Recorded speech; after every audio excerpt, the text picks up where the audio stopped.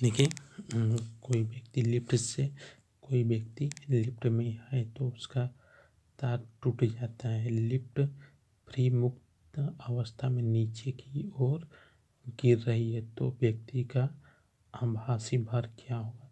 व्यक्ति का आभासी भार 0 हो जाएगा। ठीक। और पृथ्वी अगर किसी चीज को 11.2 किलोमीटर सेकेंड से फेंकें तो वस्तु वापस नहीं आएगी, ना ही गुरुत्वाकर्षण उस पर काम करेगा।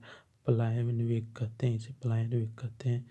ठीक। पृथ्वी की सतह के जैसे जैसे ऊपर जाती है वेग कम होता जाता है। ठीक।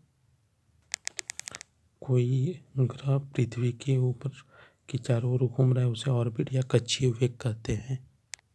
घर्षण देखते हैं। घर्षण ये देखिए, केले के छिलका ऑयल और गिरा रहता है तो काम नहीं करता। घर्षण सतह की प्रकृति पर निर्भर करता है। जिसका मन ज़्यादा खुरदरा रहेगा उतना ही घर्षण बल लगेगा। ठीक। ज़्यादा खुरदरा रहेगा तो उस पर ज़्यादा घर्षण बल लगेगा, जितना कम खुरदरा रहेगा उतना कम घर्षण बल लगेगा। ठीक। किसी वस्तु को खिसकाते समय जो वस्तु हमारे हाथ को रोक रहा है उसे सर्पी घर्षण कहते हैं। ये देखिए सर्पी सिलेंडिंग ये देखिए सर्पी घर्षण है। ठीक। स्पर्श घर्षण का मान सबसे ज़्यादा होता है। स्पर्श स्थिर घर्षण का मान सबसे ज़्यादा होता है। उनके बाद सर्पी घर्षण का, फिर लेटिक घर्षण का सबसे कम होता है। ठीक। स्थिर घर्षण का मान सबसे ज़्यादा होता है, उसके बाद सर्पी का होता है, फिर उसके बाद लेटनिक घर्षण का होता है। पहला स्थिर, दूसरा और सर्पी का होता है, तीसरा सबसे कम होता है लेटनिक घर्षण का होता है। हम जो चीज़ लिख पाते हैं उसके पीछे घर्षण का योगदान होता है। बोर्डोग्राम में ऐसा चित्र बनाता है, उसमें इंक जाकर फंस जाती है जिससे हमको दिखाई देता है। मोबिल ग्रीस वगैरह लगाने से घर्षण नहीं काम बहुत ज़्यादा कि नहीं काम करता है, समतल हो जाता है। ठीक। यांत्रिक ऊर्जा घर्षण के क्षेत्र को संरक्षित ऊष्मा।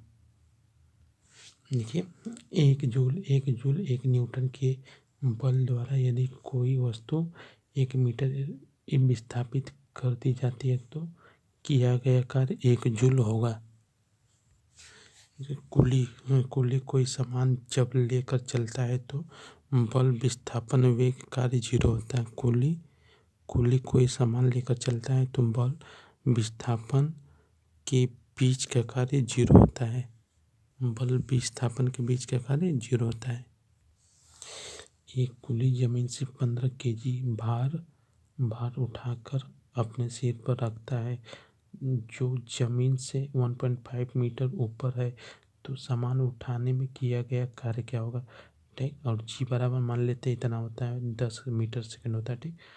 तो ये कर डब्लू बराबर एफ एस होता है, डब्लू बराबर एफ एस होता है तो यहाँ पर कर लेंगे W=mgh भी होता है तो यहाँ पर इस तरह सॉल्व कर लेंगे। ठीक। W=mgh होता है तो किया गया कार्य W=mgh होता है तो ऐसे कर लेंगे।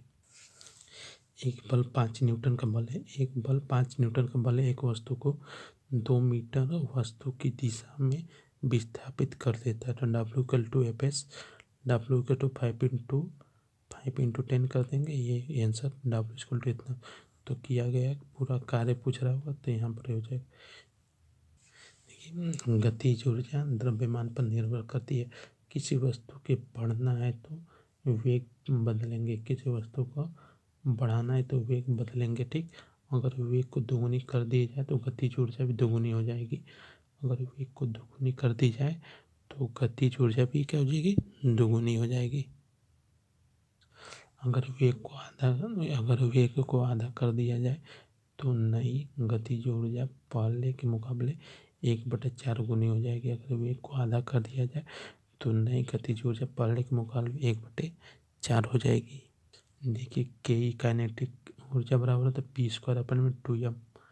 देखिए, यदि गतिज ऊर्जा पहले के मुकाबले 100 गुना होती है तो संवेग पहले के मुकाबले 10 गुना हो जाएगा।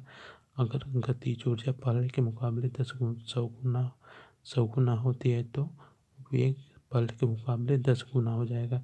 ठीक, यांत्रिक ऊर्जा बराबर होता है स्थितिज ऊर्जा प्लस गतिज ऊर्जा होता है। ठीक, बांध से पानी गिरता है तो गतिज ऊर्जा में होता है। ठीक, बांध से पानी गिरता है तो गतिज ऊर्जा में होता है।